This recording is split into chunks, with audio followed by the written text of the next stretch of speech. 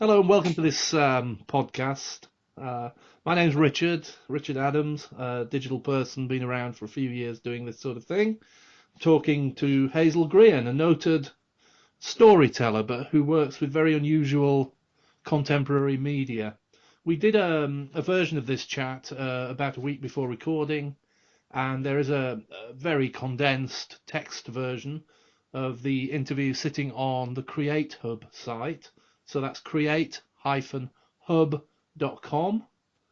And the chat we had was about Hazel's experience in interactive narrative and how she sees things moving ahead. I would say that's a fair summary, wouldn't you, Hazel? And hello. Hello, Richard. Yeah, I think so. I mean, we'll go into this, but it's the actual vocabulary that, choosing what words to use. How do you describe it, this thing? Is it a thing? But digital storytelling seems to be okay, so we'll go with that for I mean today. that in itself is an interesting place to start, isn't it? Because I've Mm, found that I've been working with computers since 1990. I'm that old, and mm. I'm finding less and less. I'm finding it quite hard when I use the word digital because I don't see anything as digital anymore. They're just mainstream and they're just Yeah, different channels and technologies. Um, yeah, that's it, isn't it? Because um, the 10 years ago, the language we had to come up with, because this was before smartphones, we were using bits and bobs and sort of plugging things together, bits of shop bought, bits of paraphernalia, um, like accelerometers and cameras and microphones and things like the HP iPac, which came out in 2007. well, of course, you were working at HP, weren't you? At the or you did work with them at the labs in Bristol. That's right. Yeah, I was actually artist in residence around 2006, 7, 8, somewhere around there. Can't It's remember now. interesting. Sorry, that's an interesting time, and it's worth reminding Mm, anybody who listens that that's the point at which YouTube appeared, and that's the yeah, point at which the smartphone appeared, effectively as we know it. yeah, that's right. The iPhone 2007 Mm. and Android 2008. I say that with confidence because I've just looked it up on Wikipedia just before God we forbid started. Wikipedia would be wrong. And my mum revealed to me yesterday that she thought WikiLeaks and Wikipedia were the same thing, and so she was really worried when I said I like Wikipedia and I've been using it. She thought I was Wow. going to have to go and live in an embassy Yeah. somewhere.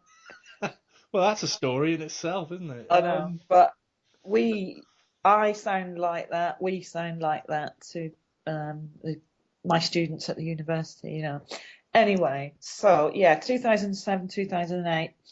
Um, I was artist in residence at HP Labs in Bristol and got to sort of use and mess about with some of the things that had already produced as products, like their app, which was called Mscape, which was for the iPac, which was one of these PDAs, personal digital assistant. Before there Well, wasn't a in fact, mobile yeah, app. anybody who's listening who doesn't really remember things like that, they were. I remember the iPac. It was almost the iPhone without the phone bit. That's right. Yeah. So it wasn't a mobile phone. It was more like the BlackBerry was in the beginning. So it's a screen with a media player with a little keyboard with what do you call it? Like a poker. What did you? Stylus. Stylus. Excuse Yeah. me. How could I forget that? I used to have Well, a they're back stylus. in fashion on the new iPad. I used to have a stylophone. Did you? Yeah. So With did I. yeah, the Rolf Harris one. Right. Oh, we don't mention his name anymore.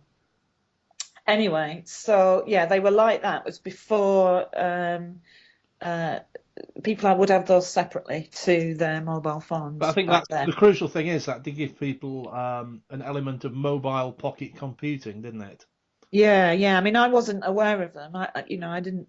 It wasn't until um, I was able to play with them at HP, and HP was saying, look, we've developed our own app for this. We're interested in locative or locative, as some people insist on saying, um, locative media, as in the iPac had a built-in GPS navigation unit, sort of GPS mapping on it, so which we're now used to on our smartphones, of course, with sort of Google Maps, etc. It had that, and that was an interesting bit of kit for digital storytellers and people like the HP Labs people who were interested in that, looking forward to the future. Tell us what you did with the iPac. So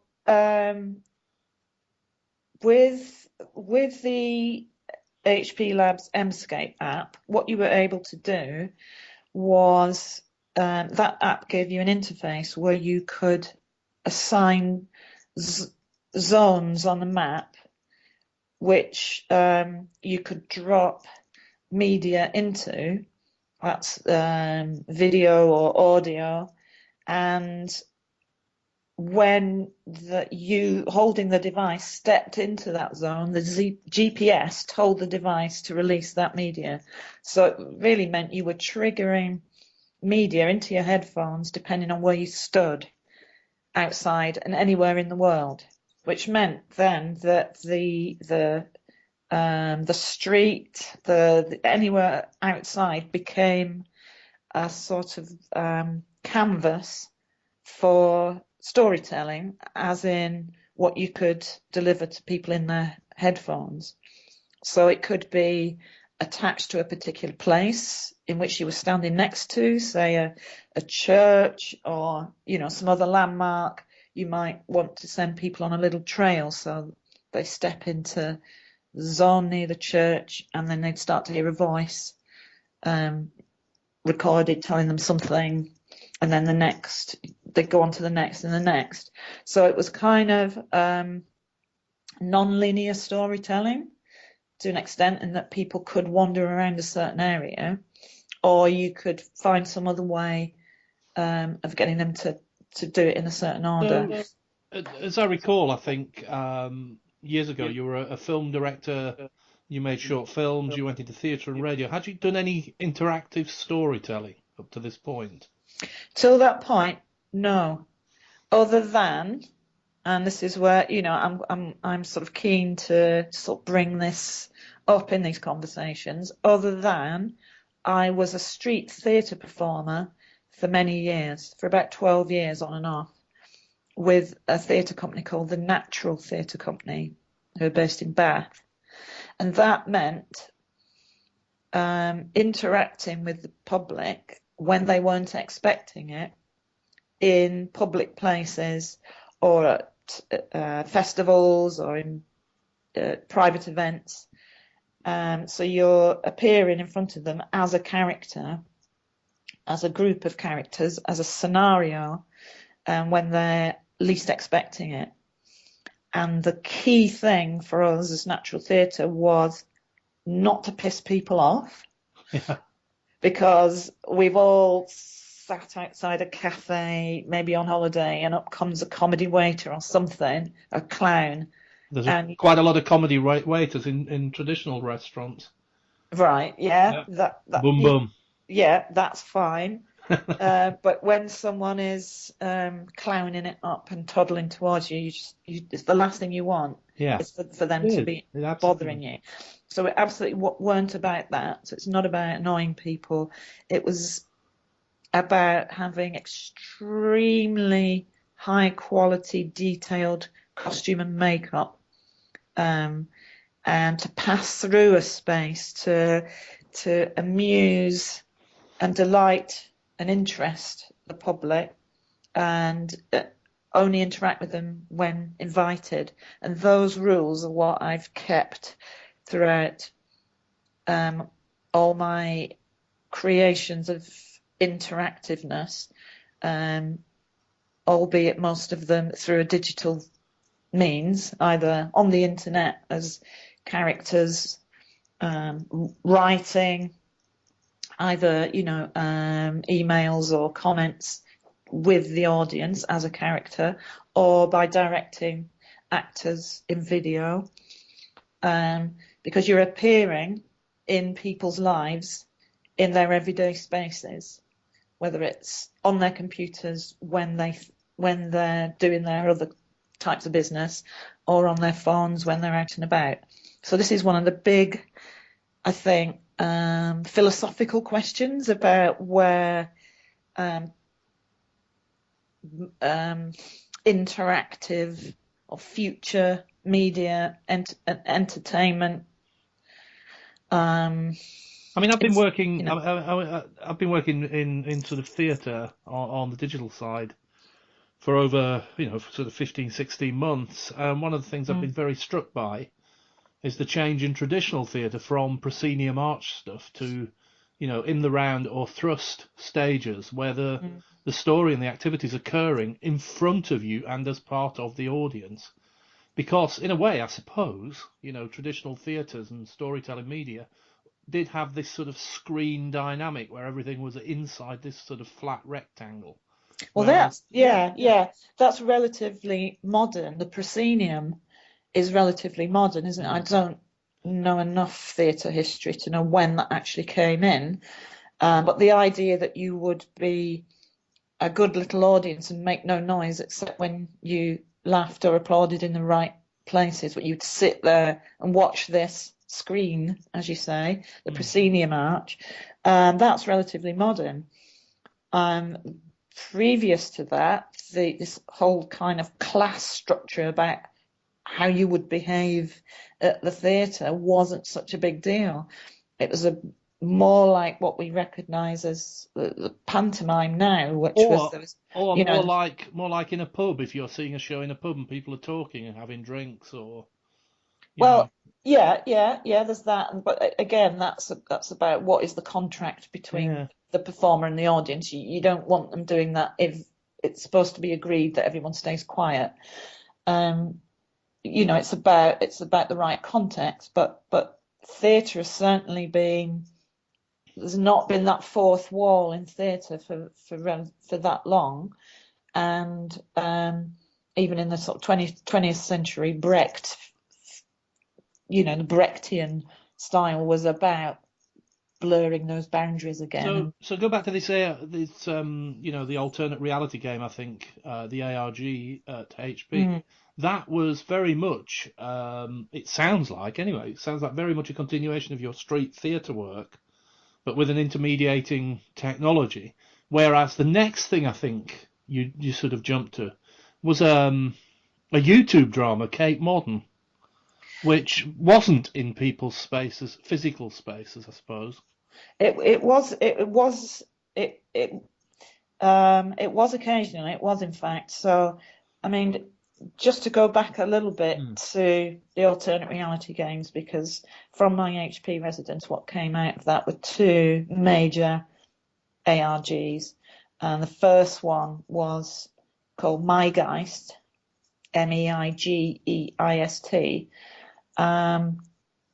And it was through that one that I first heard about this whole idea that there was a small but dedicated community of people on the internet who already knew about these things called alternate reality games, which meant that they would work as a community to uncover and piece together pieces of a story which had been hidden like Easter eggs for them on the internet by a bunch of creatives, and they would remain anonymous, and the mystery of the story would be pieced together using things that look like everyday websites and everyday email accounts, but are actually in a fictional universe.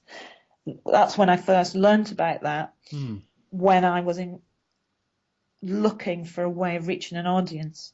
So it's always been about finding an audience, as having worked in theatre and then made short films, a bit of stand-up and that kind of thing, and frustratedly not being able to sort of get on in television because it's so limited for anyone to actually reach anyone through those means.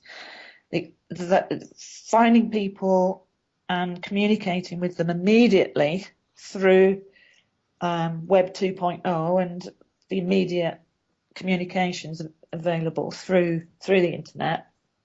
That's why I got into alternate reality gaming.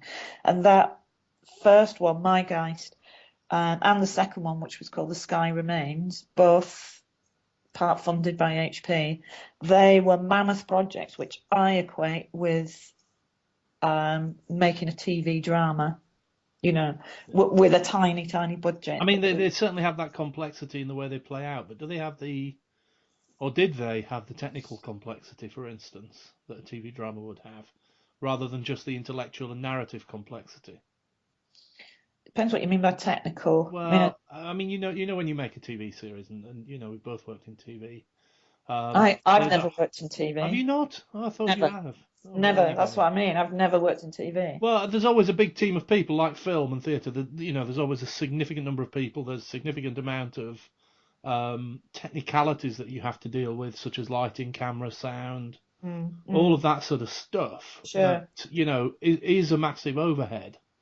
And even now, with sort of cheaper democratic technology, you know, people are still spending lots of money on kit, albeit nowhere near as much.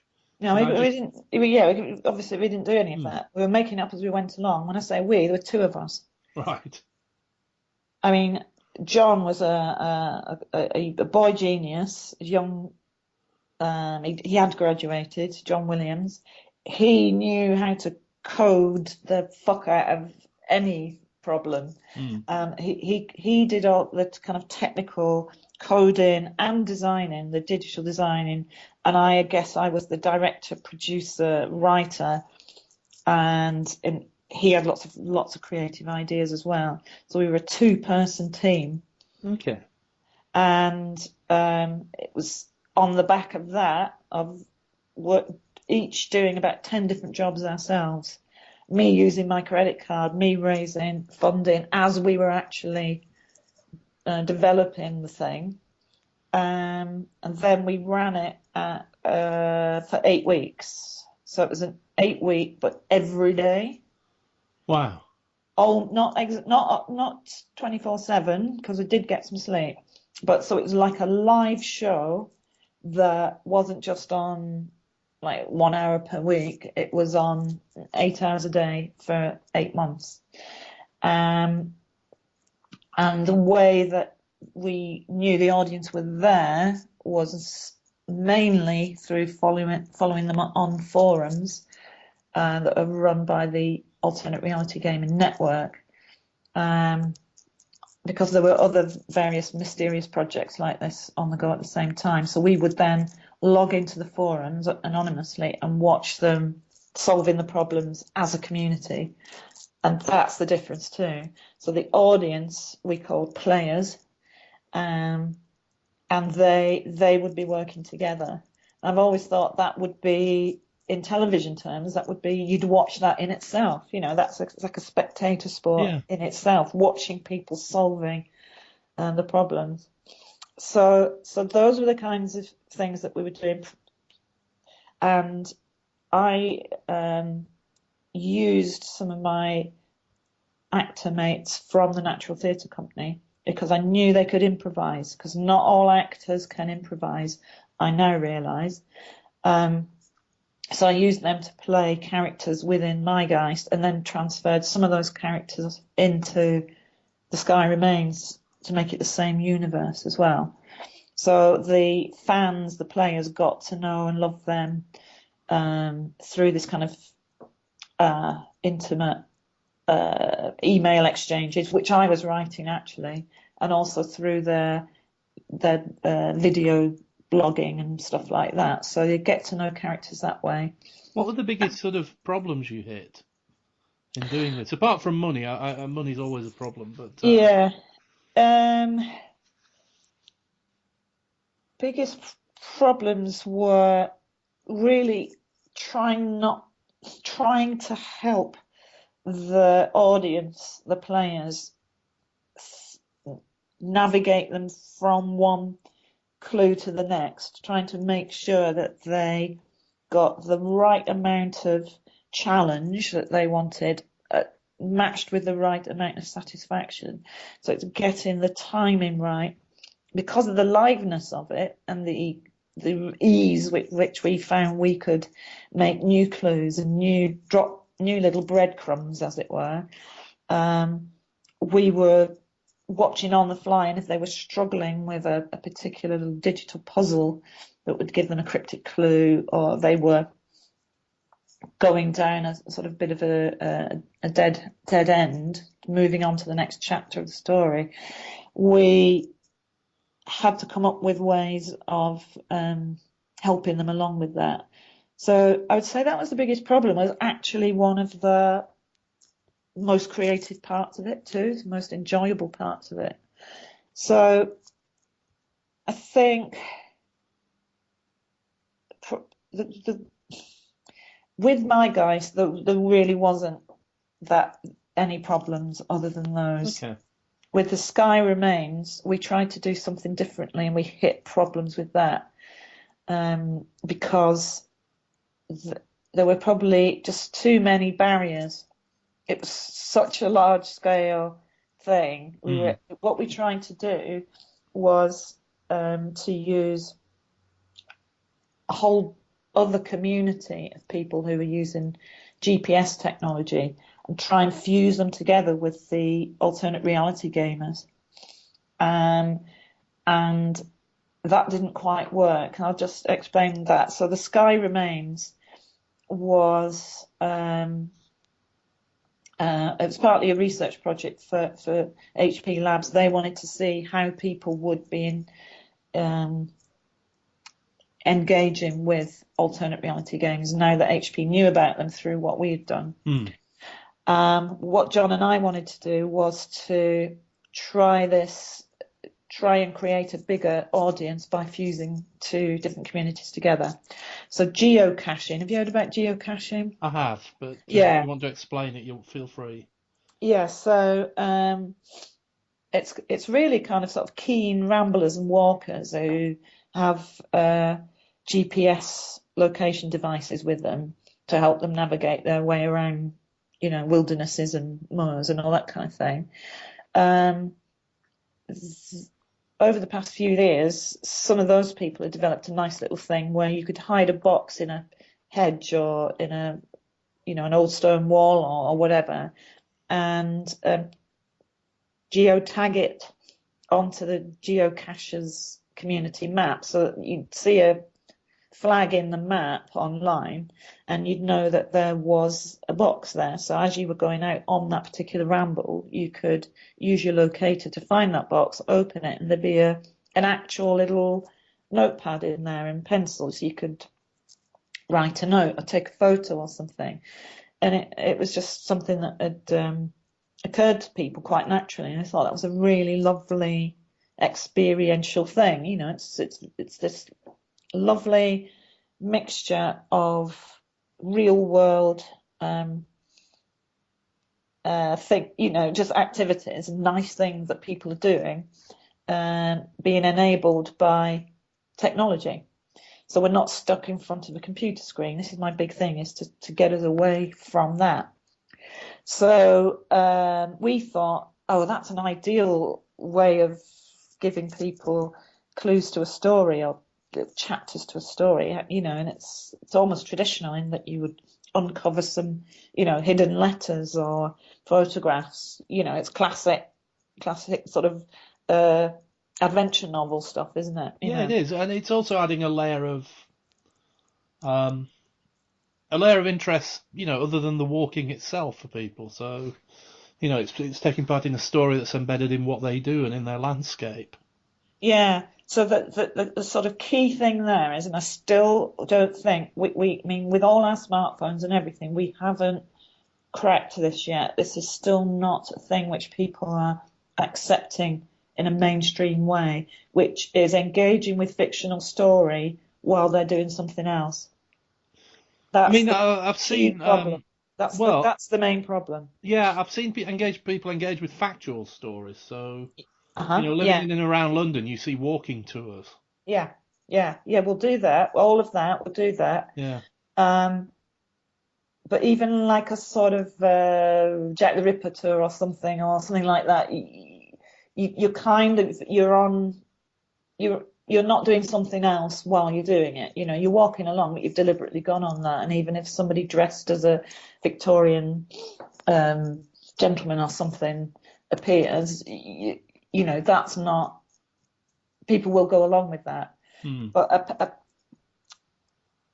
people trying to engage people with story when they are shopping or on a ramble or doing their emails or something is still a minority thing. I mean, I kind of have a thing going back. You know, I worked on early interactive television in the early 90s and then through practically on and off till the mid 2000s. And one of the things I noticed there was, you know, all the experiments with making shows like Emmerdale interactive and stuff that we did in the 90s, you know, they never really struck home. But what happened with interactive narratives for me on television was the rise of reality television, where you had a semblance of reality and factual, but actually that was guided as a narrative, and it needed that sort of reality hook. Yeah, yeah, it's funny, isn't it? And so you're saying the interactivity with that is the voting and the social media conversation all of that around was highly interactive, but also it was narrative. I mean, the Susan Boyle thing on Britain's Got Talent, if you search for that now on YouTube and watch it, what they do is use the way they've set it up, the way they edit it in retrospect. They retold the Ugly Duckling story. Nice, yeah. You know, and when you watch it in the cold light of day now, that's exactly what it is. But to everybody out there, they think it's reality. So they hang on it as if it's factual and real in a way these people will walk around London with factual stories. But if you said this is fiction, they wouldn't have interacted with it in the same way. No, because I suppose it's the element of danger and the unknown, isn't it? It's that kind of... That could be them. You know, there's jeopardy, isn't there? Yeah. You know, because it feels real, it could be that person watching it who is there. I think they could be the exposed one. All people ever want is authenticity. Yeah. I mean, what people react to is the authentic, and whether you're telling a fictional or factual story, that's what you're trying for, I think. But just go back, Richard. And we're on our way to Cape Modern. Good. I still remembered that. We're only about 10% of the way into this 14-hour podcast. Yeah. Keep going. Yeah, I know. I've got my masseur here doing my shoulders. I've got my feet in one of those little pools with a fish nibble your toes as well. I've got distracted now what we're talking about. Oh yeah, you go back. Tell us when you talked about Emmerdale being interactive in the 90s, what did you mean by it then? What did you do? What we did was we had a proprietary technology, an early set-top box. We had handsets that people in the house had, and when they watched Emmerdale, they could press a button, and that became the red button as we know it later on, and it would overlay graphics, and the graphics were synchronized to the television programs. So they could do several things. They could, if they'd come in halfway through, they could catch up with what had happened. We could turn it into a game show where we were asking questions about the story and the backstory as it was running. So the engine was used for Mastermind and all the quiz shows as well. But then there was magazine content around it. Now, remember, this is about the same time as the web was emerging. So you know, we didn't have the web as an example particularly. So, for instance, I remember on Emmerdale and Coronation Street, we had street maps that you could roll over on your television screen and find out who lived in what house and all that. And it was the contextual, factual stuff, effectively. That's what I want now. That's what we want. Well, you couldn't get people to really use it, otherwise those companies would still be thriving. I don't know, maybe. So would that be instead of watching Coronation Street, would you still have Coronation Street on your TV screen? No, Coronation Street was running underneath it. So you're watching overlaid on top. It was overlaid on top. You'd press a button you'd have like a remotey thing in your hand. And the maps map would appear. Yeah, you could pull up the map. It was semi-transparent. You could see what was Yeah. going off underneath. And I did all sorts of things. I did for one major cartoon sort of children's channel. I turned that same sort of thing in the mid-2000s into games that sat over the top of programs. So while you were watching programs, you could play games that were only active in one square of the screen at a time. So it would keep people's eyes fixed on the TV screen and answer what was going off, but actually was two separate things. And there was loads and loads of experiments like this, and they largely failed.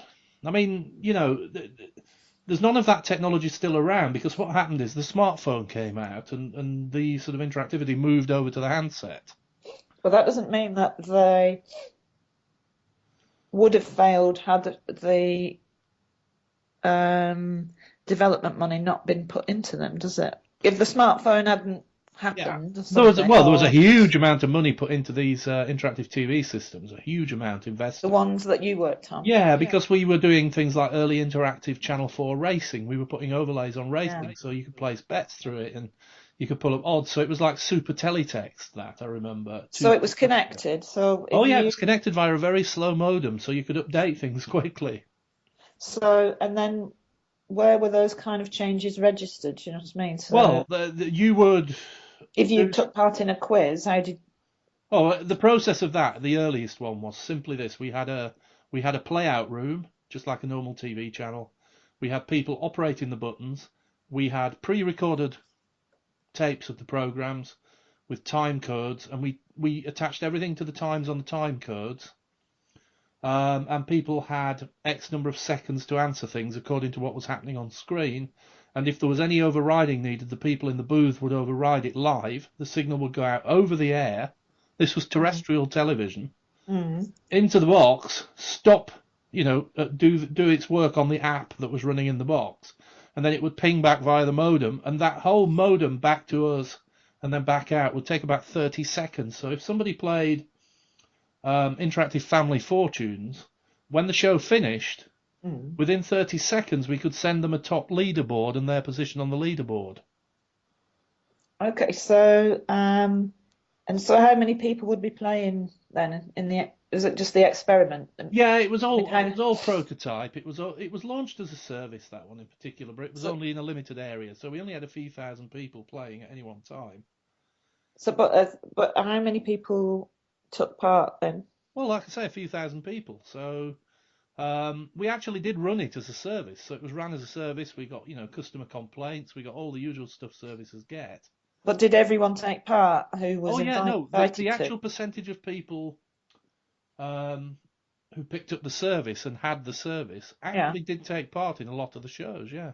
So it wasn't a failure in terms of the users? No, it was a failure in terms of the business. So the idea itself. The interaction mode, and I think the nature of it, and the nature of the fact that people at the time couldn't go online and look something up. It was pulling up information about who lived in what house in the street. It would allow you a sense that you were playing along with Mastermind. All of that stuff you still do. If you go on Twitter now and when University Challenge is on, it always trends every week. Oh yeah, and people are shouting at the screen saying, "Oh, I knew that." And I remember back in '94, that almost being our company slogan. It was all about satisfying that I knew that, and now I can show you. Right. The BBC, maybe it was BBC R&D, I'm not sure. They did that with an app for the Antiques Roadshow, which I used to actually use. It's not available now. So that was for iPad. Yeah, we did Antiques Roadshow in the 90s. Exactly that thing. Okay, so a couple of years ago, with the BBC permission. Obviously, we worked with BBC Channel 4 Sky, etc. So there were people who had done all that sort of thing. So the Antiques Roadshow thing was just effectively the same game we'd had all those years before. Okay, yeah, and I think this worked by listening in to something in the sound that's coming out of your TV. That's right. Yeah, there's slightly different ways of triggering things, but essentially the experience was the same. But what that reminded me of was, what was good about that version of the Antiques Roadshow game was that it followed what the audience were already doing, rather than making something then trying to get an audience to do it. Well, I think this is the thing. I think all this time on, there was an audience by that time, and the fact you were using an iPad means the audience were connected. We didn't have any of that. A lot of the people we had didn't have PCs. So we were fighting all that connectivity issue effectively, and fighting the fact people weren't used to interacting. But like, if you remember, there's an episode of the Royal Family where they're watching the Antiques Roadshow, and they're betting on how much it's going to be worth. Yeah. The second's up to where he says it, and it's kind of like the BBC then went, well, loads of people are doing that. We're going to try and make an app where you get to. I know, but what I find ironic about that is I agree with you, they did, but they'd already done it with us in the 90s. It's interesting that actually one of the interesting things about those big organisations is they don't seem to have a memory. Because we spent years doing all those prototypes with the BBC's permission, because obviously we had to get the producers involved. Because we were broadcasting things over the top of their programmes, so they knew about it. So they did revive it. Now I think when they saw that Royal Family episode, I think it must have reminded a new generation of producers that actually it's really compelling shouting at the telly. Yeah. Which is what that comes down to, isn't it? But then it also comes down to why don't we just shout at the telly? Why do we need quite digital help? I don't think anybody's ever answered that. So I'm now gonna. Yeah, we're rocking Cape up time here. So tell us a little bit about Cape Modern. And the reason I'm interested in Cape Modern partly is because it was YouTube, but also I remember sitting at a conference with you where somebody was talking, who shall remain nameless, about Cape Modern as if they'd made it themselves, and that person said, does anybody here remember Cape Modern? And you put your hand up and said, yeah, I wrote it. I don't remember that. Don't you remember that? Oh, it was a particularly tense moment. That from my memory. Cape Modern was actually situated on Bebo, which for younger listeners is like Facebook before Facebook put Bebo out of business, basically. So that was one of the early social networking sites. I'd forgotten about Bebo. Yeah, so there was MySpace and Bebo. I thought Cape Modern was YouTube. Yeah, it was. It was Bebo. You were right. It was Bebo, and that's what made it interactive. Yeah. In a sense, was that Bebo were at that time, and I think is it Amanda Shields, who then went to Google and is now in the House of Lords. I'm not sure. One of them is. Yeah. Yeah. Well, she was at Bebo at that time. And Bebo were looking into how they could monetize audiences and, attract sponsorship and move into the online entertainment field. And in the States on YouTube, and maybe that's what you were thinking of, a couple of guys in the States and their team had come up with a realistic seeming YouTube blogger who called herself, the character called herself Lonely Girl. Oh, I am. I'm conflating the two. Yeah, you're absolutely right. Yeah. So I think it was Lonely Girl 15. Yeah. So she was a 15-year-old lonely girl. So she's cute and she's doing her video blogging. And at that time, it was kind of sort of post-Blair Witch. Nothing particularly had been done. And this is still a really contentious field that doesn't quite work.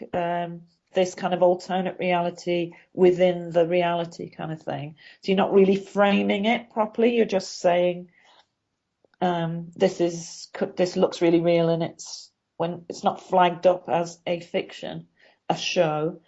But discerning viewers quickly realised that it was a show, and it got a lot of followers.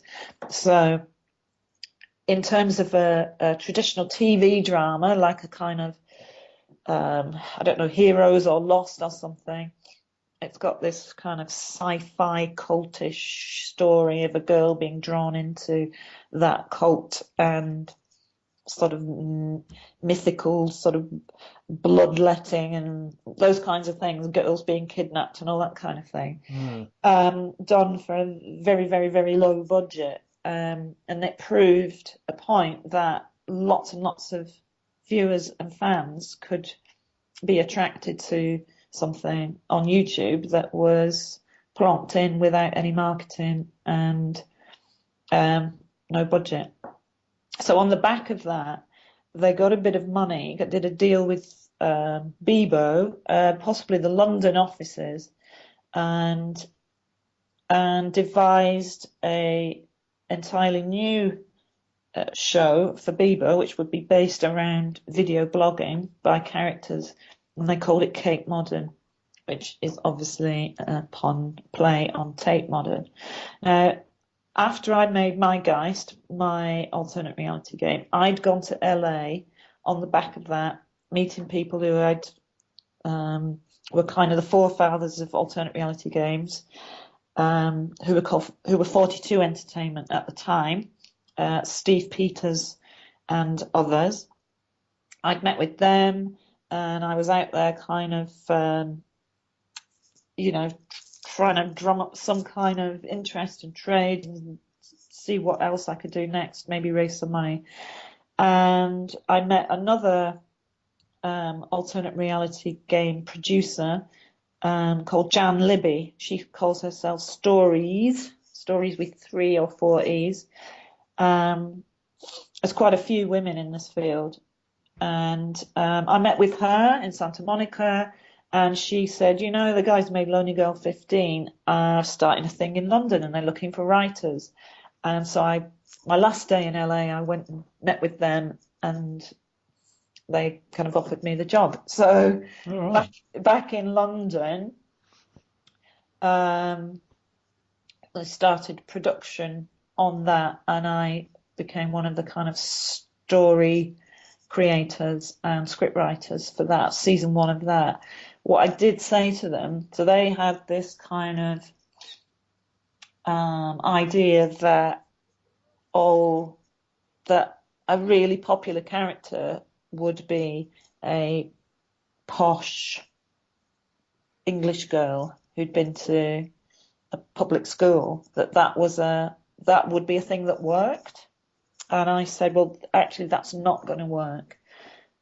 People aren't going to relate to her. They're not going to like her. She needs to be in every... I think it's worth saying, if anybody listens to this and they're abroad outside the UK, a public school is a private school. Oh, yeah, private It's a stupid quirk of the English. Yes, it certainly is. It is, yeah. So, it may be that for certain American audiences, they see upper class, middle to upper class English people, a bit like Downton Abbey or whatever.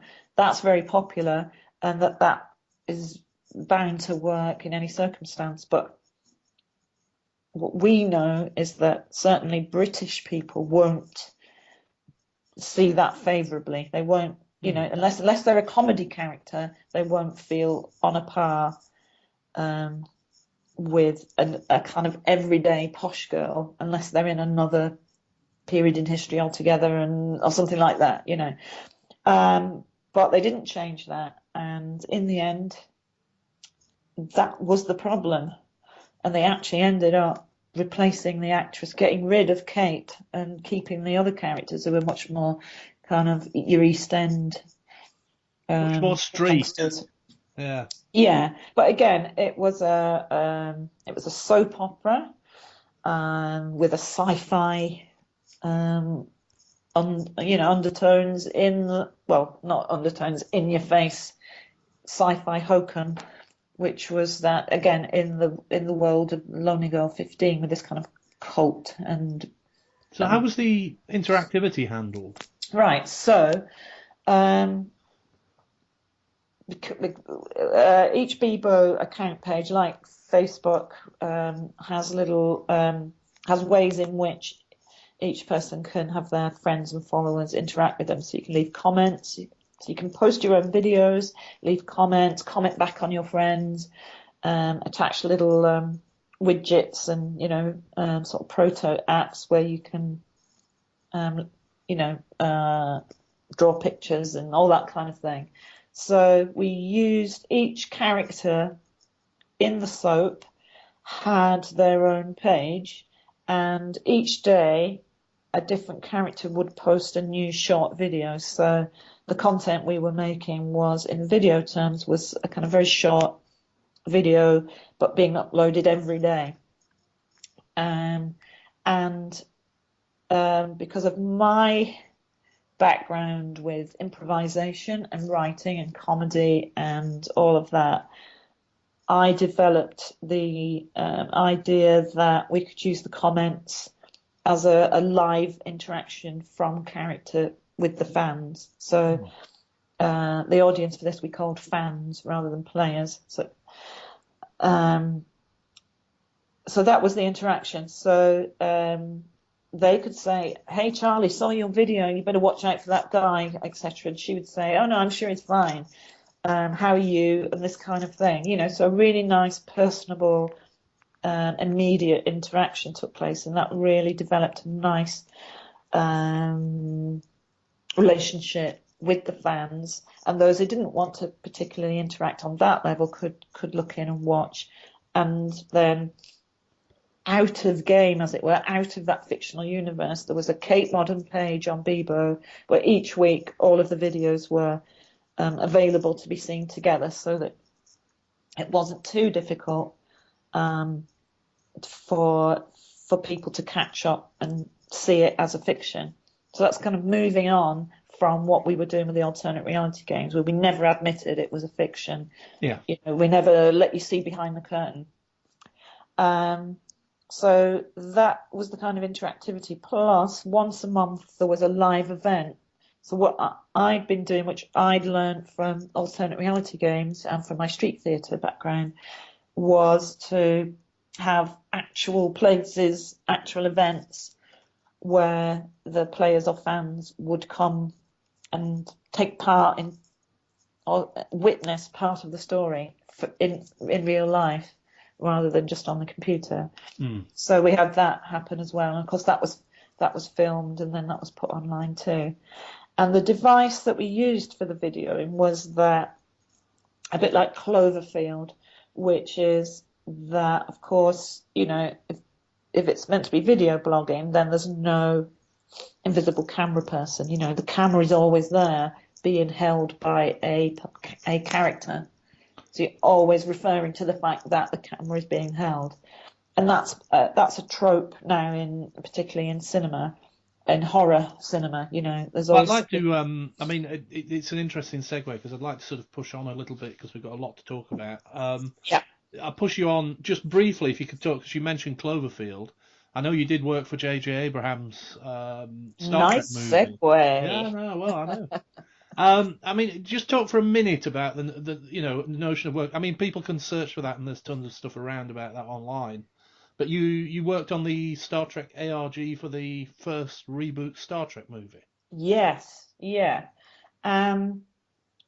So that came about because obviously J.J. Abrams had created and directed Lost, a TV show which was deliberately mysterious and left many clues, and had something of an online presence as well.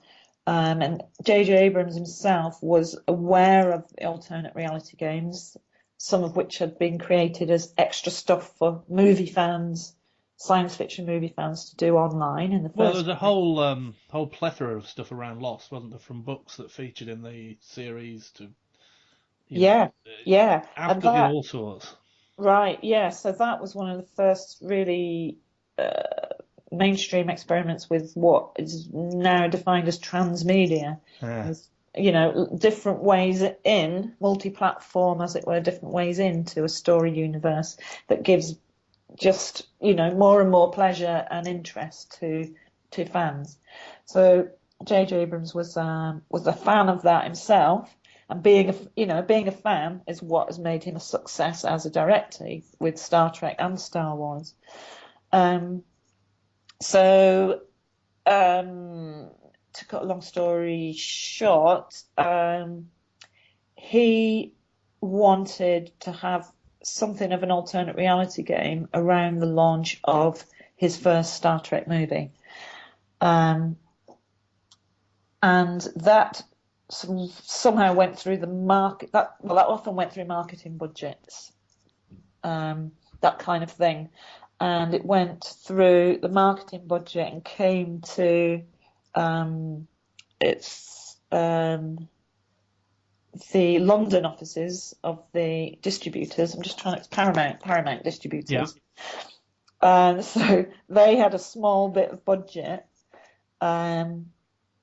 which they had to then do the bidding of JJ, the director, and somehow said, well, he wants this sort of alternate reality game thing, whatever that's supposed to be. We've no idea. What shall we do? It so happens that the people who make the viral video campaigns for Paramount London's movie launches are based in Bristol. They're called Rubber Republic, and they're friends of mine. So it came to them. J.J. Abrams wants an alternate reality game for the launch of the movie, and it fits in with our budget, and it's got to be sort of UK, a bit of Germany, and a bit of France. We're just going to fudge it around. What can you do? So they said, who can we call? Hazel Grian. So that turned into one of the most fun jobs I've ever done. So that meant going back to old school alternate reality gaming, which was creating, and it wasn't just us in Bristol. There was kind of some digital guys in London and other parts of the country who were creating crazily difficult physics puzzles and all kinds of stuff. And directions were coming through JJ's Bad Robot producer, whose name I can't remember. I'm sorry, Dave. JJ would like this. We've got this Romulan storyline at this end. So they were producing some of the kind of serious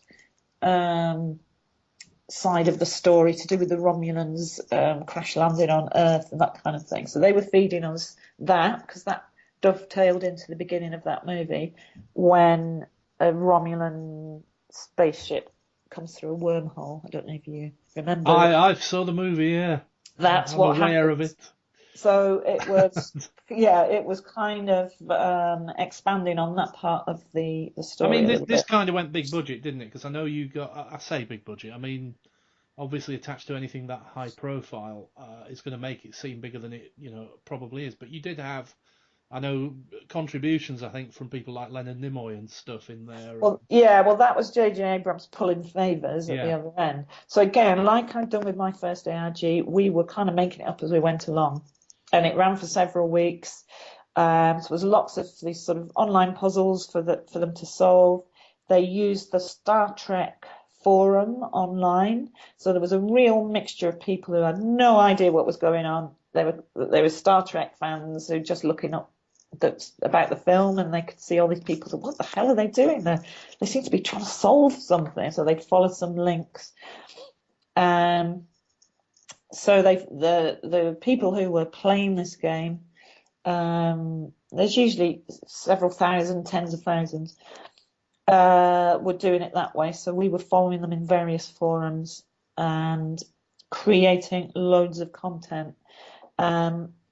Some of it from me, I was playing kind of characters, blokes called Jeff in Berkshire who were emailing because they'd found a UFO crash landing site and things like that. And then we had a French friend of ours who we had him with he'd found a sort of Romulan intercom device, which we had to have made exactly according to the to the film production values. So that was exciting and expensive. things like that. So we used everything that was free that we possibly could, and this is the characteristic, the nature of digital storytelling as a grassroots phenomenon. You know, this is the democratization of reaching audiences. You know, we use everything that's open and free. So Well, YouTube, email, all the bits and bobs, anything that's free. We told through that. We should sort of move on to that, really, in a way. I think just to round up, you sort of, you know, so anyone listening knows your full background, of course. You were a creative director at Aardman Digital for a while, and you're now lecturing at UWE, among other things. And that kind of brings us up to date. What I'm sort of interested in then is, if you think back over that sort of decade, and I mean, those things we've talked about there are absolutely amazing and groundbreaking, but, you know, one of the things I think you've said to me before in conversations, that you felt that established media often hasn't taken much notice of these interactive narratives and games and things that sit around that, and that maybe advertising has taken it much more seriously. Yeah,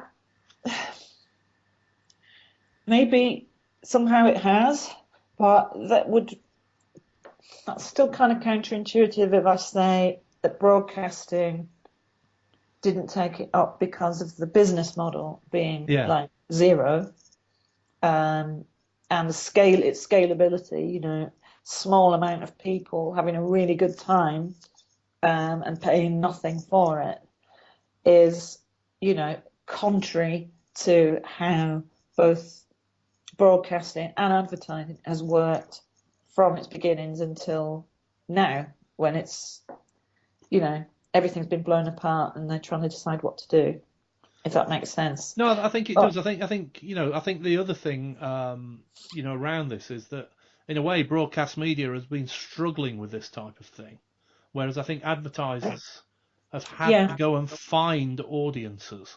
Exactly. So they went and found people, and because they are, you know, targeting certain demographics, specific demographics, often younger demographics, they found them online, and now, of course, on their smartphones and using social media. So advertisers went and found them there.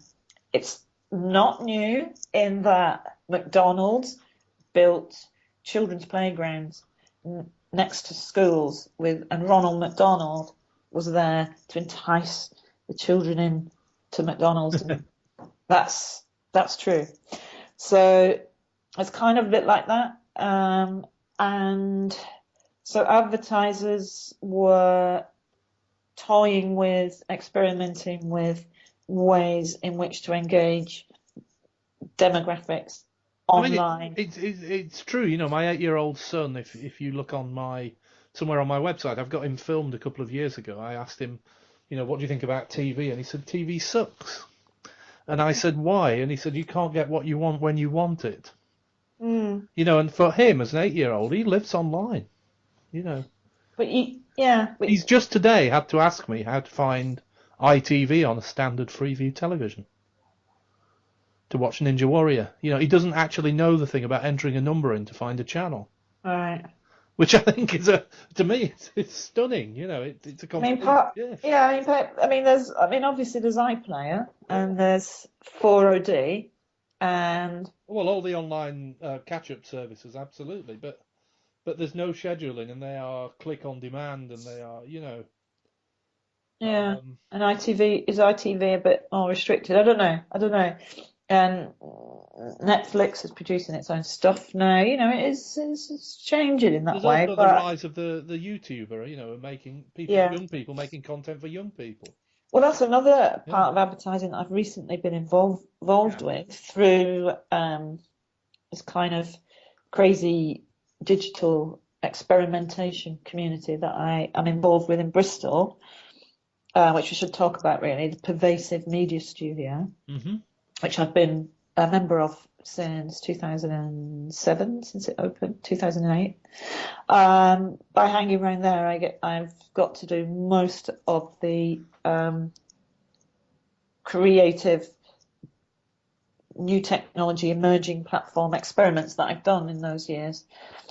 And recently, I just helped out really with a small company who their client was Xbox. I'm just going to be really careful here, not sort of mention too much. No, that's fine. For their purposes. But it kind of opened my eyes actually to the fact that advertisers were totally zoned straight in to these young people who have millions of followers on YouTube. And we did a bit of filming with a couple of these young guys who had made a lot of money out of their really low budget videos of themselves just being really enthusiastic about playing a particular console game, and had millions of followers because of it. And they are bringing in the revenue, and the advertisers are paying for that. That's why. But their enthusiasm, and they're not spending any money on their videos. And while we were out filming with them, young lads walking their dogs and etc. were stopping and asking to have their photographs taken with them because they recognise them. Well, that's my son. He's if I ever hear Stampy Longnose laugh again, I'm going to strangle him. But he's a classic case in point. The guy has built his own media business off the back of playing games. Can't you get your son to start his own? He has got 3 videos online, and he's starting to do it. At 8 years old. How 8? Is it? How old is he? 8. 8. Yeah. That's old enough for Richard. Yeah. I think. No, but I mean, the point. You got to think your pension fund isn't what it could be. I'm sure you know. Well, my pension fund's fine. Okay. It's one thing I have got. But I think advertisers have gone where the audiences are. I think it's something that you have said before when I've seen you speak, that you had issues with, not issues, but finding the audience for these things, because sometimes some of these interactive stories that sit around things that we don't know whether they call them transmedia or interactive or whatever, they're just stories really. They do take a while to find an audience, and that audience isn't necessarily visible. Right. In an obvious way, would you say? I don't know. See, again, it's funny, isn't it? It's when we talk about the YouTubers and how popular they are. That again, it's not fiction, is it? They're just being themselves. No, you're right. It isn't. Or a version of themselves.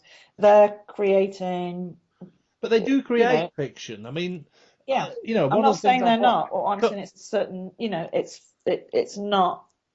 They're not fictional characters in the traditional way. Not in the traditional way. I mean, Stampy is a good case in point in that I've watched Stampy's Race to the Moon, which is a complete in the Minecraft world story arc. But it is about them playing the game in order to do this. So I don't know if it's a story so much as in a traditional sense. It is a story, clearly, but I don't know. Is Stampy a fictional character? No, or is it Stampy a Longnose person? is just the guy's online name, so his YouTube channel comes under that name. But he's a gamer, Right. Okay. So he's a real person. He's not. He's a real person. Not someone in a. No, and Stampy and his mates online set challenges, and they issue videos every day along these challenges, and these challenges are effectively stories. They're not effectively. He shouldn't even use the word. They just are stories. Stampy's Race to the Moon, or whatever it was called, is about him and his mates using Minecraft to get to the Minecraft moon, and all that sort of stuff. And the challenges they face, but it is always couched in non-fictional terms. That it's a challenge, they're trying to overcome something, whereas they are not putting themselves into a character in the game as such. Because it wouldn't look authentic. Sorry? We just broke up a little bit there. It wouldn't look authentic because you've got it's the low budgetness video, YouTube, small screen, etc. Yeah. It only looks authentic if it's a real person or something's very, very real about it. Do you know what I mean? That low budget handheld feel. I mean, it isn't authentic, is it, in reality? But it somehow feels authentic. Yeah. So if you try and do something fictional, it doesn't look authentic because you haven't got enough budget. So this is what I'm trying to sort of get at is that fictional story worlds are obviously still extremely popular, and it's not that we're turning away from them, but at the moment they are television based, long form. The most successful ones are long form television dramas like Game of Thrones and I don't know, Breaking Bad and et cetera, et cetera, et cetera. And ours, Sherlock, a miniseries, but Sherlock's incredibly popular worldwide. So that kind of craft, that sort of television craft, is still very much in demand for fiction. And so, what do we do when we are if we are aiming to create fictional worlds using open source media, and we have very little budget except for maybe a bit of marketing budget for something else? What is the best, most effective, most efficient, most emotional way we can communicate with audiences, given those set of circumstances? Well, you have a restriction, don't you? I mean, I'm summarising here, I think correctly, that what you're saying is that if you put the money in, you can make incredibly good, complex, long-form dramas that people do want to watch.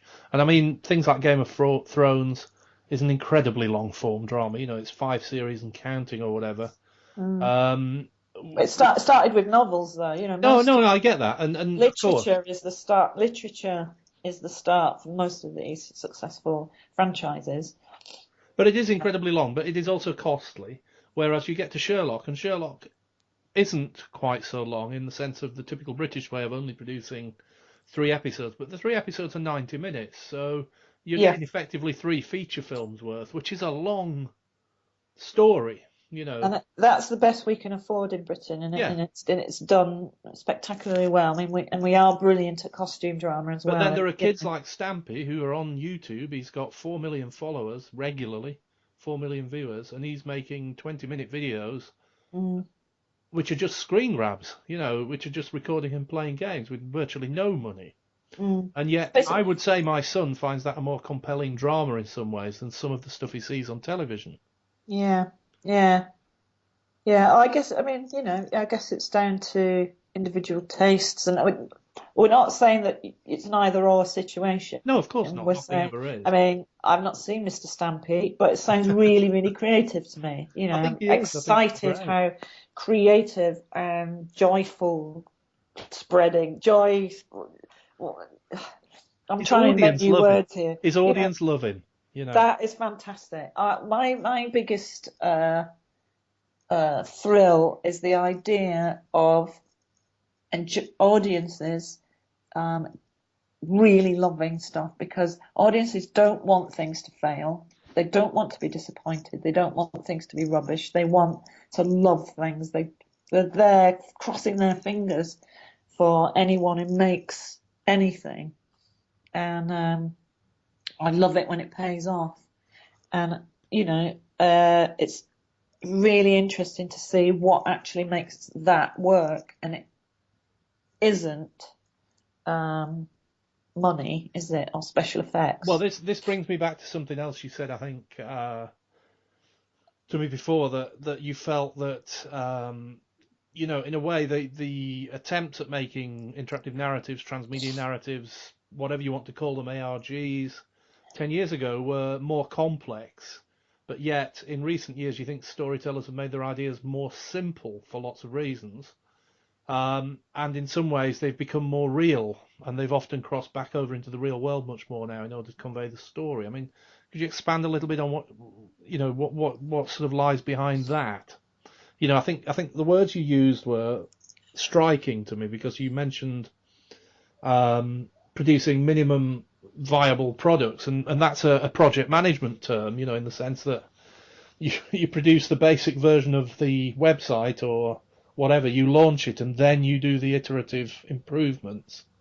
Mm. And you've sort of mentioned this, that you feel things have become quite stripped back, but they've got really sort of to the nub of the idea more. I mean, would you Well, I say? think, Yeah. yeah. I mean, it's a question of the people involved have gone through 10 years or so. And I suppose I'm only speaking of the people that I know particularly who are Of making course. digital interactive stories, experiences. Also, as we've talked about, the technology has become much more integrated and much more mainstream. Hmm. So that's kind of, in a sense, taken away the necessity of having different bits of technology can only work in certain circumstances. And I think it's become a bit slicker and a bit more pared down and mainstream because of the smartphone Yeah. being what it is in a way. Um, and as for the people, we've gone through a kind of highly experimental phase where we tried everything as it should be, and maybe now, we still haven't earned enough money. Suddenly, didn't mean to kind of get all choked up there. It's like got a little bit of a dry throat from talking. Um, we haven't made maybe I'm just Quick, speculating. let's get a drink, We haven't people. made our fortunes. We haven't had a hit. We still haven't reached that thing. So we've got to the point where we've just got to produce a product that Hmm. and some of the people I've spoken to have said like Alex Fleetwood, who is a veteran of and I'm sure he wouldn't mind me describing him as that, although he's younger than me. Oh, he He's is a a veteran. I've seen him around for years. Yeah. a veteran of games and real world games and trying every kind of platform from paper through to the most sophisticated software to deliver experiences and try experimenting with these sort of things. I think he said to me recently, well, I now just make things people love, which sounds trite, but I'll just put it in context. We're talking about what do you do when we tried all these complex things and we need to make money. You have to make a living and have a proper job doing this, and to focus on something and put all the learning we've had into one product is probably a more satisfying and more efficient way of using all the learning that we have learned over the past 10 or 15 years.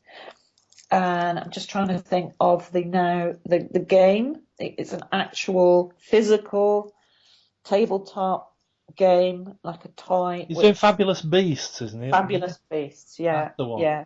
So that was Alex's example of saying, well, let's make things people love. It's Um, product. we make, yeah, It but is product. and that's by no means to say that is in any way a step backwards or a negative step or anything like that. That's what lots of people are concentrating on. Steve Peters, who I mentioned earlier, who's now who was like the forefather of alternate reality games. His latest project, which I was quite honoured and happy to be a little bit involved in, was called Dark Detours. So that was a social media Halloween story, which he made with Alison Norrington, who's very much interested in the digital story world and is a writer herself. That was really a Twitter, Facebook, I think Google Plus, mini ARG. Really, you followed a couple of characters on Halloween in a traditional horror story, which ended up on Dartmoor and there's various creatures and deaths and that kind of thing. But that was a very simple, it's about a product. We're no longer saying, this is not a game. We're saying this is a product. This is an experience. We're having to. I think there's something that Steve Peters described very well once when I saw him speak in San Francisco, was that if you think of the novel when it was novel, Yeah. the page turner, the idea that a story would be contained within pages, trying to explain to people how they should do that. Yeah. And the experiments, when you think of the experiments that people like, like Robinson Crusoe, like, Daniel Defoe, and certainly Jane Austen and Mary Shelley, the experiments they did within the novel, they were using the diary form and letters, and they were, Defoe published Robinson Crusoe anonymously as a true story. That's right. Of a man marooned. So it's in a way no different. Well, I don't think it is different at all, is it? I mean, there are still people publishing things, like you said, that go on purport to be real, but obviously aren't once you dig in. And it's a way of trying to give authenticity. Yeah. But also, you have to somehow. This is what we're struggling with a book. Well, even a digital book, you know how many pages it is, you know how long the thing is going to be, and how long what you need to do. You turn the page just to read the next bit. You can't. We sort of know that mechanic.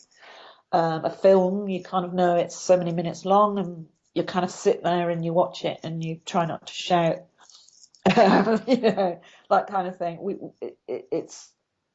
We're still trying to learn what to do. In the past 10 years, we've been trying to teach people what to do with the things we were experimenting with, and some people really, really, really enjoyed it, and many other people, it was, they weren't that kind of person. It didn't reach that, So are you saying then that in the last 10 years we've gone from what were effectively computer-based things through smartphones and back out into real life objects? So we've got, great things like Hello Lamppost that occurred in Bristol, where you could talk to the street furniture via your phone. We've got people building things with Arduinos and Raspberry Pis, objects that react to you. Yeah. We've got much more robotics in which there's potential for storytelling there, and there are real life objects around you that you can interact with, but that in a way, the ARGs and going back standard narratives right back to Robinson Crusoe, the framework they established are still driving the sort of form, if you like. The thing with ARGs was that they were partly in the real world as well. Yeah. That was the thing. That was a crucial step, wasn't it? Yeah, the technology was just a bit kind of separate and clunky before smartphones, or before sensors got cheaper and more miniature, before we had Arduino and Raspberry Pi and open source platforms like that. So, but it was about, you might see an advert in a shop window and it's got your name on it. ARGs were as much about that and illusion and magic and street theatre. But the kinds of things you've just mentioned, like Hello Lamppost, the Playable City competition, which comes out each year from Bristol, and it's now worldwide. Those.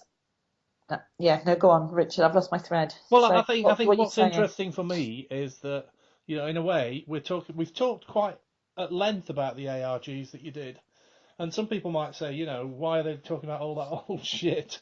And to an extent, they've died a death in their original form, and the buzzword has gone. But I think, in a way, some of the principles that you were establishing in that field have actually been absorbed and appropriated by other practices. Yeah, that's it. That's right. I mean, there's a whole school of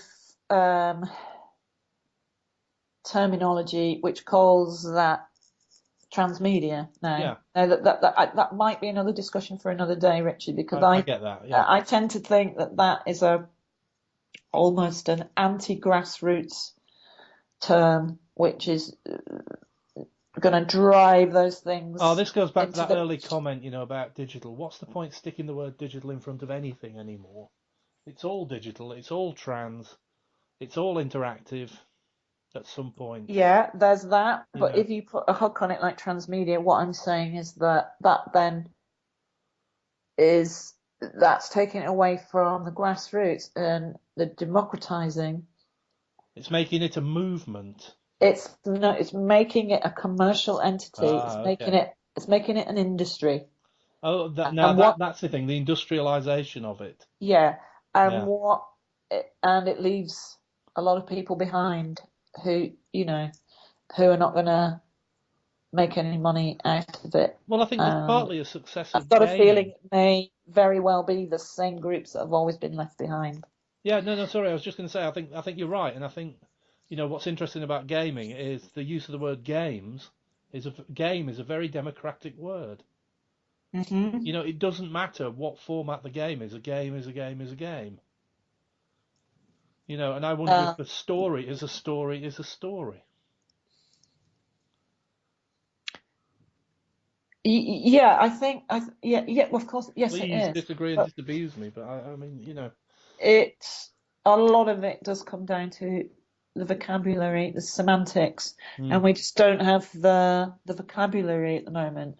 But the technology is taking that kind of problem away from us a little bit in that tablets now make it a lot easier to create a book, to go back to creating what we were trying with alternate reality games or whatever, or even with hypertext stories.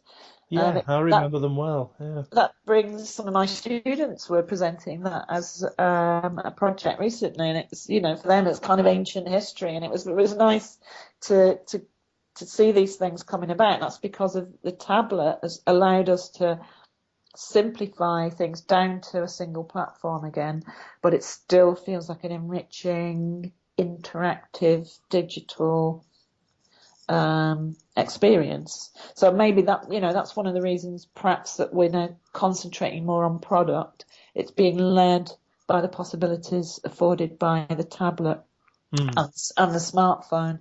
And, so quite a few of my contemporaries, like Of Circumstance, they're a group partially based in Bristol, Duncan Speakman, Tom Aber and others, they're very much concentrating on the book as a form. Where will that take us? What do we consider a book, and how can we move forward with all the potential of the technology and the cultural activities that people are now more used to doing without having to be told what to do. Oh, yeah. I think there are some similar debates going on in the digital art world, because the question is, has digital arts had its moment? I'm not sure it has. I think it's just encroached into sort of everything, and people are just, to a large extent, using what the technology can offer, but they're not really pushing the art form forwards. They haven't really understood or explored yet or got deep enough yet to say, this, this is the aesthetic. Mm. And I don't think, in the digital art sense, the aesthetic's been defined. And I'm wondering here, you're talking about Tom and other people trying to work out what the new version of the book is, effectively, if there is a new version, or how will it mutate or change. And I think I don't think I think that's common across the arts with digital. I mean, you could say the same about actual theatre. How do we integrate Yeah, digital into theatre, and how does that change theatre then once you've done that? yeah, absolutely. And it throws up the question really is digital necessarily interactive, or what do we That's mean right. by interactive? Is interactive new? Should we just stop using words that, trying to call it something? Um, But we I think know, that's my point about games and gaming. We don't say computer games anymore largely. We just call people gamers, and we're playing games. And But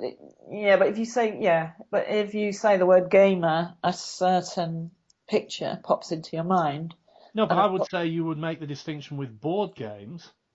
So the traditional game, if you like, is where you yeah, make the distinction. You use the word board as a qualifier.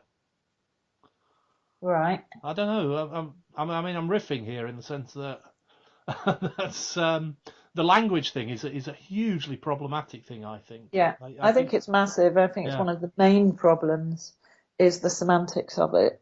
I was reading an article, an interview in the Times a few months ago with Felix from Punch Drunk Theatre, Oh yeah. who as you know, have kind of become almost a definition, certainly in sort of London and parts of England, of mysterious, immersive theatre, um, that's almost cinematic or literary, and redefining what the stage is and what actors are and what an experience should be, taking over other buildings and other spaces and turning them into a kind of another reality. And he was saying in the article, he says we just don't have the vocabulary to describe what we're doing. He says it's like the horseless carriage. He Yeah. says we're at that stage. So that's I sort think of, that's a brilliant analogy and one I've been it is, struggling with isn't it? myself. In that we are at the horseless carriage. When does it become the car? You know, it's oh God, absolutely, that's Yeah, spot on. yeah, Yeah, yeah. I He's mean, I spot felt on. that with my background in sort of interactive art as such that I know there's a tradition in interactive and computer art going back 60 years, but we still haven't evolved the language properly, and I Mm, think that's common across all the creative fields where interactive media and digital media and computing have sort of impacted. We're still hanging on to old descriptions, yeah, and the new descriptions change from season to season. We don't use the word ARG anymore. We now call them transmedia, but they're, in often the same things. yeah. Yeah, but the language has changed in just 10 years. And I Um, wouldn't. I wonder who we're using that language for. I was chatting about this to my friend Simon Johnson recently, who um, his company Slingshot um, uh, developed and ran the zombie street chase game that's been really popular all over the UK. yeah, 2.8 hours later, um, I devised the original version of it with them. That didn't include technology actually, but they've also done things like a version of Jekyll and Hyde, which um, uses biometrics, so your heart rate makes a door open and shut and things like that. Really exciting yeah, stuff. But based on cinema, based on literature, so people kind of got a handle on what it is they're trying to do. And Simon is, I said to him, I just don't know what to call it. What do we call it? Is it digital, interactive, is it pervasive? What is it? He said, well, why not stop trying to give it a name and just describe what you do when you're doing it. So what do people do when they're doing it? So you think of it from the user, player, audience, fan point of view, yeah. you know. I think that's So the only way through in a way. If you say, oh, this is a game, or this is a piece of theatre, or this is a story, and you give it a name and you start to dwell on the characters, you do that naturally mm, anyway with traditional media. So when you see a film, they don't say coming soon, the latest film. They say, they show you a trailer in which there's edited highlights of the story and it tells you everything you need to know to engage with that film. yeah, It's bloody difficult though. I mean, I can see the word transmedia not being used within 3 more years, and what well, replaces that? it, it comes down to grassroots versus industry again, I Yeah, think. You know, I mean, an example, maybe what you were talking about, your early interactive TV, what we might just to follow the example of what Simon's saying, don't call it augmented interactive second screen 360 or whatever. Just say explore the maps while you watch the program. We did. In the end, we said play along with. Yeah, you would do that because you're talking to the audience. Yeah. Do you know what I mean? So we were struggling with all these kind of academic or broadcast-friendly, commissioner-friendly terms. Why don't we just say what you do when you're doing it? Yeah, well, I think you're absolutely right. And in a way, as long as you've got a brand and characters people engage with and all of that stuff, the rest is irrelevant. People will then engage. I mean, yeah, it's very tricky when you're trying to productivize something, which you have to do, especially when you're hybridizing.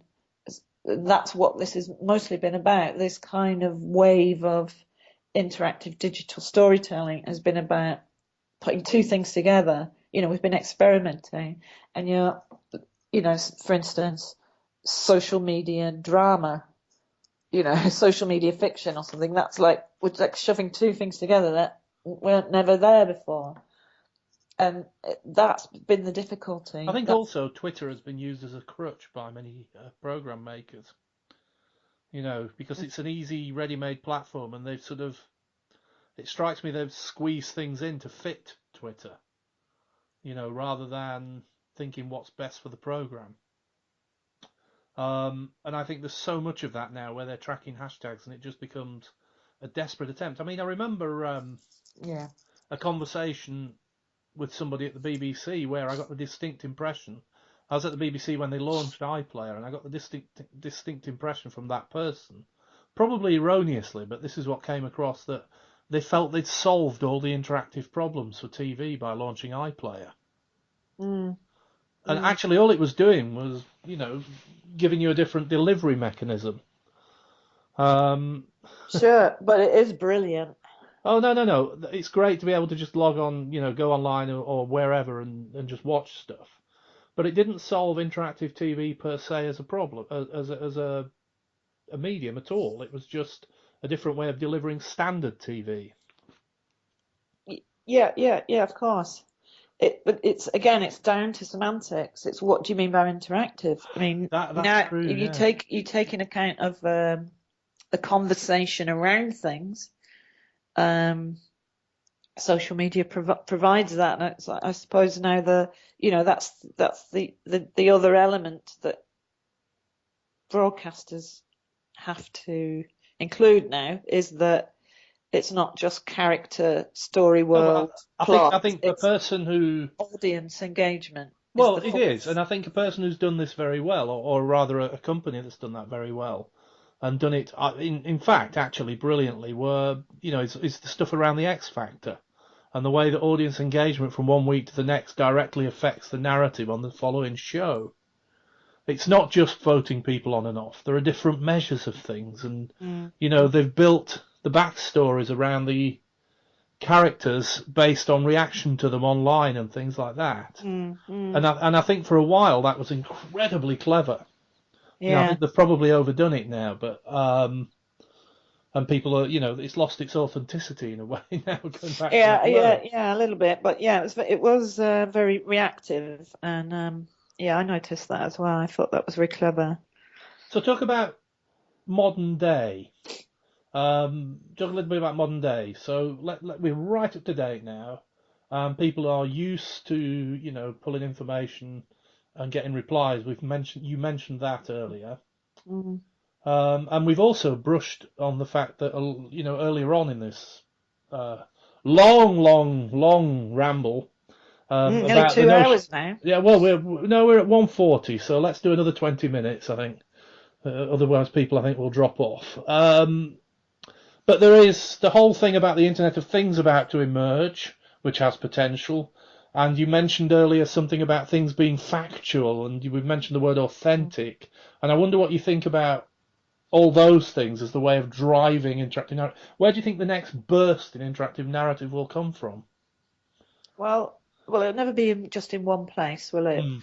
But I can certainly see that open Yeah. data about our lives, our towns, our cities, that kind of useful environmental, social, cultural, anthropological, political data is a new kind of content. So data being content which needs to be visualized and presented to us and made readily available to us so that we can see the kind of patterns and statistics and infographics and visually see the proportions of the things that we're concerned about in our everyday lives. Yeah, that's what I'm imagining is going to be yeah. very, I think very data important. visualization is that, and I think it's interesting that I certainly know of a couple of artists who have trained now in data visualization and are using it as part of their work, but also doing it commercially for businesses, that they are telling stories. And I remember seeing a cartoon recently where there were two people presenting saying they'd taken all the data on board, they'd taken all the stuff they could find, information, this, that, the other, and they distilled it down into one nice infographic. In the middle of the screen was a big Facebook-like thumb. Right, Yeah, yeah, yeah. Which I thought, yeah. yeah, which whoever did that cartoon was absolutely spot on. But That sounds a bit Douglas Adams like, it doesn't it? does a little bit, Yeah. yeah.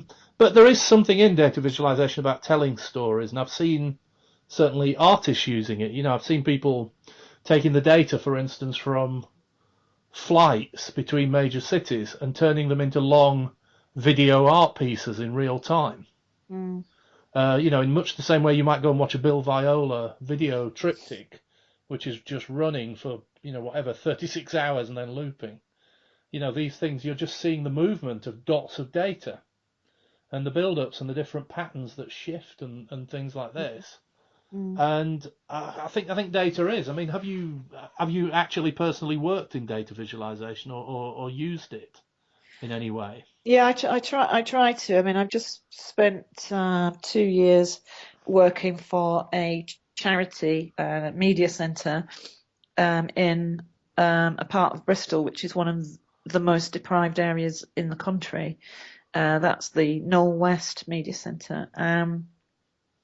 That was very much about working with the local community who are very much disempowered and don't feel that modern media and modern information is connected to them, Mm. and using connections worldwide and throughout Europe to create different kinds of visualizations to do with technology and local statistics, that kind of thing. It's I think it's a powerful way of allowing people to see the bigger picture about themselves and gives them a sense, a kind of top-down view, as it were, of where we stand in relation So to do you think for the first time it kind of allows them to see themselves in context? yeah, yeah, yeah. But and also it gives us a sense of power. Even working with new kinds of uh, heating and energy interfaces in the house, for Yeah. instance. We worked a little bit on that. It's getting engineers who have designed, say, heating controls for generations in the way that makes sense to them, but makes sense to no one else, to take on board a little bit what we've learned through smartphones, which is that we can relate and understand things Yeah, much no, more I easily. read an interview with someone talking about the interface of the car. Okay. It's effectively been the same way for 100 years. and it's been led by the engineering of the car and the need to do certain engineering functions. But now the whole interface and the way we interact with cars is becoming much smarter and automated and this, that, and the other. And so the interface and the feel of the car has to change, and it hasn't fully yet by any means. Yeah, and I think there's definitely been a great many voices that have not been the voices that have decided how things were designed, and what, for instance, what we were trying to do at Norwest Media Centre was to create, new kinds of interfaces, new kinds of designs, which were decided upon by teenage girls, people on low incomes of all kinds, elderly people, so by the people who actually needed to use them. Yeah. So you're saying that, like, in a way, user-centered design has come to storytelling. Yeah, exactly. And in Bristol, we have a big robotics community, and so one of my jobs, and I'm not the only one doing this, obviously, but one of my jobs, because I love robots so much, has been to try and connect the university researchers, the roboticists, and others with the everyday people who have never had a chance to go to university, and try and put that thinking together and try to get universities to share some of their technology. And I took a great interest in the maker movement, and digital manufacturing, because that's kind of digital technology. It's digital technology in itself. Well, it is, but try and democratize that further. I was going to say, it comes back to the democratization, doesn't it? Where, to me, there's democratization that is talked about, and that's often small-scale producers getting their hands on cheaper stuff, but actually there's a real democratization about ordinary people actually getting their hands on it. And in the end, if you're going to build robots for lots of things, but one of them, and they're already talking about it, is to help with care in the community and to help around the house. But paradoxically, of course, getting a robot to make a cup of tea in somebody else's flat is probably one of the hardest things you can ask it to do. But there is that, and I think, but there's more than that now, because we are connecting devices up. So how do people who are disenfranchised interact with smart devices, and how do you get the information across to them in a timely way? And I'd say that backs up what you're saying, storytelling. Yeah. I mean, who knows? I mean, it gets a bit depressing in the end, because when you think about the, or I don't know, is it depressing or what? The little knowledge most of us have about the technology we use every day, we just use it, and if its design works, then we don't have to think about it. But isn't that the point of good design, that you shouldn't actually see it and it should be transparent? Yeah, but are we talking about who makes the decisions about the design? Well, quite. Yeah, we're still talking about the manufacturing model, aren't we? Yeah. Where someone develops, designs, and delivers a product. And not everyone wants to be a maker. Not everyone wants to have to 3D print their own shoes or whatever. Tell me a bit about the potential for these objects to have personality and things, and what that might help, because it strikes me that they're still, even when they've got intelligence in them, these objects are dumb in the sense that they are still just a machine that you're interacting with. Well, that's obviously really interesting and intriguing for storytellers, isn't it? But in reality, I mean, it's fun in fiction, science fiction, Marvin the Paranoid Android. And, well, your plastic pal who's fun to be with, yeah, absolutely. Yeah. All of that. But in reality, you don't want your fridge to have attitude, do you? You don't. you just want it to, any more than your phone does. You know, it becomes personalized, but it kind of just knows what your habits are and adapts Nobody wants to silently. return to the paperclip. You remember the Microsoft paperclip in Office? Oh, right. I've never used Oh, oh, right. Yeah. Well, I've never used a PC, so I don't know. right. Right. This Uh, bloody paperclip was awful.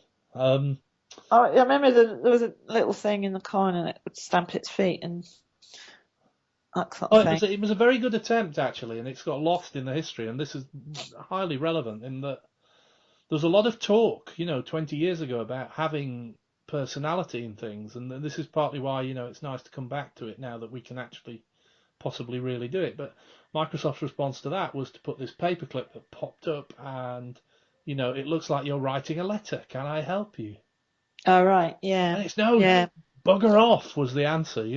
Right. I'm Yeah. almost certain some monitors got smashed because of the paperclip. It's a tricky area, isn't it? Yeah. I know. And Apple, there's an very early Apple, what do you call it? Sort of future imagining, Yeah. future product imagining. A friend of mine I'm pretty sure he's got some kind of doctorate in it. His name's Sam Kinsley. He showed this to me. It's very, Apple imagining that you have a kind of a computer that's got a kind of Jeeves Butler on it that speaks to you, and Oh, I remember.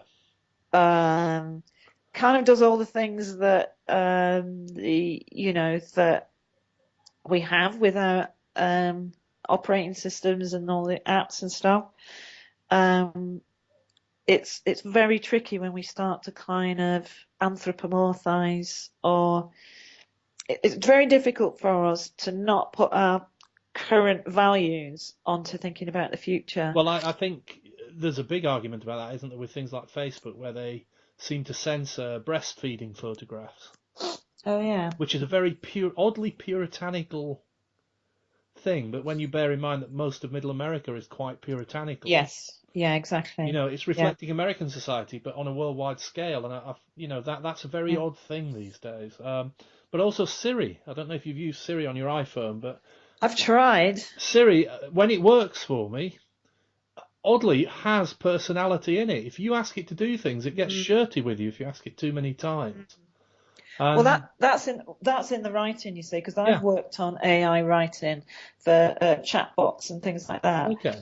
For games and appropriate places, and I've been asked to do it because I have the skill of writing it with the right amount of personality, so that it sounds authentic. It's colloquial. It's got it's got a bit of back chat and stuff like that. Well, I mean, Siri does. I was asking Siri to read me poems and stories the other day, and she does. Okay. She generates them, by the way. But after a while, she gets really fed up. Right. It's quite interesting that you can push these technologies, and they've clearly thought about this. Yeah. That actually, there's a point where you're putting too much load on the server, and it's a technical issue. So they try to discourage you by interacting with you in a very human way. And she might say, "Oh no, not again." Depends how much kind of commitment you want to put into that relationship, doesn't it? You know what I mean? Because it's just another person to get to know and to deal with, then, isn't it? No, but I think that's an interesting point, because if I compare that, I find the Google version of Siri to be actually better for me. It recognises what I say through my accent and things a lot better than Siri does. But I'm more entertained by Siri. Okay. The Google one's very factual, and it returns the results and reads things out. But Siri tells fantastic stories. I'll ask it to tell me a limerick if you want. Let me just do this. It's never worked for me. Tell me a limerick. That may be beyond my abilities at the moment. Oh, there you go. She's not playing ball because I've asked her too often. Oh, come on, Siri. Seriously. I was at a writers' group, and I said at the end of the writers' group the other week, By the way, you'll all be redundant in 30 years. And they all looked at me, and I just held the phone up and said, Siri, tell me a bedtime story, and she did. And they were absolutely shocked.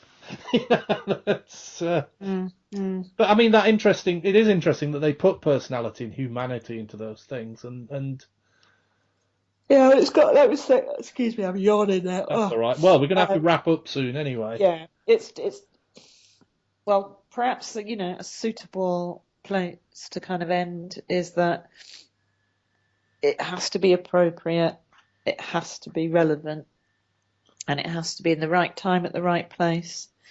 And that's very tricky. Broadcasters have pretty much got it right, but people can turn Well, off. actually, I mean, run the finish there. Just run with something for a few minutes. One thing you've said to me before, and which I'd like to put sort of in the shortened transcript of this online, is that you have felt that there's real potential for ultra powerful storytelling through things like VR and AR, but actually putting people into real world like journalism. Okay, yeah. That would be a nice way to sort of wrap up. If you could just talk 5 minutes about that. There's a couple of artists that I've heard of who've been experimenting with putting real life content into VR situations. I think there's a guy called Chris Milk, and there's another artist, a woman whose name escapes me, I'm afraid. But I know what she did, for instance, was take sound recordings, or perhaps mobile phone recordings from one of the incidents was American police beating a man, and transposing that into a virtual reality environment, so that it's a simplified version of the visuals, but the real audio, and you're in there, and your brain is telling you you're there, and it sounds as if it's an incredibly successful way of doing that. And I think that some NGOs, I'm not sure if it's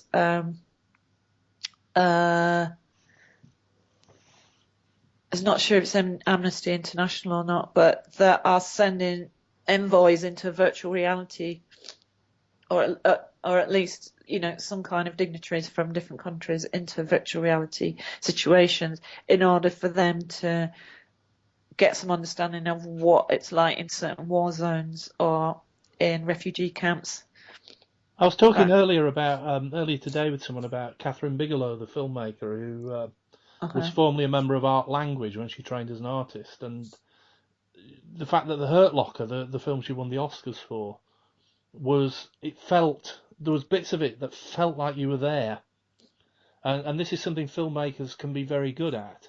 But it occurred to me, thinking about this as you're just speaking now, there's a potential there for. I've just watched a very, very worthy but boring charity appeal film on television earlier as well. And there's a real potential, it strikes me, to tell stories of real people in real places and to drop you into that place. That might come, and that might be the thing that defines interactive storytelling. The virtual the reality of it, the fact that you are dropped into a real situation. I mean, there's no reason why you can't put a VR headset on, it strikes me, and sort of land in Syria while the bombs are dropping. Absolutely. I definitely think that is a way that it's going to go forward with that. And I'm thinking again about the scale of it, how it will work, whether that will be a domestic thing, that we will have those in our living rooms and that we will experience it individually or with our friends and family like we do with television. Is this something we could use to really explode the plight of women, who are often, on the receiving end in a real sense of everything that happens, and don't get their voices heard? It would be really interesting to hear, what we're seeing in the news at the minute, that a lot of the refugees we're getting are male or children. Well, where are the women? Could we get their stories out? Could they tell us? Could they make us feel what's happening there? Is it something that outside that in Europe we could do with, because it strikes me there's a lot of women being in this field. Mm. Mm. I mean, is that one of the ways you can make things better by, bringing true equality and allowing women access much more? Well, again, it comes down to industries, doesn't it? If the means of distribution are democratized, then those without power will be able to make the most of that. It's getting back to basic Marxism. With open source technology, that has made it much more a possibility. Unless we get more girls feeling that they can take an interest when they're at school, it's not going to change very much. But but as storytellers, obviously women have found their ways of doing that, and mostly through things that are a little bit more open to them, like literature. I may be wrong, but I over the years have seen, I think since the advent of cheap camera technology, I think there's been an absolute boom in women making documentaries. Mm-hmm. And I don't know, I may be wrong, but I feel that has become something that women are at the vanguard of the, I wouldn't say oppressed, but the minorities and the unheard voices. Because Western women have largely been able to afford the cameras now, and they go out and make films. Whereas men have concentrated on the gaming side, well, I know that's not true. There's more women gamers than men, but you know what I'm trying to say. It feels like documentary filmmaking is much more open to women in a way. Well, it's probably because it's independent, isn't it? There's less money in it. Yeah, it probably is. I'm seriously, that's what I would imagine. It's seen as it's a lesser form of cinema, isn't it? A documentary. Yeah. But I think it's increasingly people are becoming more and more interested in it. It's become more and more high profile, hasn't it? Because again, as people look for more authenticity and true stories, and documentary, probably, as you say, through technology becoming easier to access, documentaries become much more of a high profile form. So I don't know. We shall have to see. It would be great if something like virtual reality, what did become extremely impactful, if we could see some gender parity in the stories that are told and the people who are telling those stories. I wholeheartedly agree, and I think we should finish on that point. We've been going for about 2 hours, Hazel. Whoop, whoop. I know. Thank you. Yeah, go on. Anyway, no, it's fine. I need to go and get a drink of water. Yeah, well, thank you, Hazel. If you want to talk to anyone listening by this point, if you want to talk to Hazel, she's available on Twitter, of course, under the hashtag. No, at. Yeah. It's not hashtag. Not hashtag, of course. No, that's because we've been on for 2 hours and my brain's fried. It's because you're really old, Richard. You say hashtag. I was on Twitter a long time before you. Oh, no. You're way ahead of me. It's at Licorice Hazel. LICORICE Hazel. Okay, so you can find Hazel there and talk to her. I'm on Twitter as under @Dickie Adams, and thank you to anyone who's listening.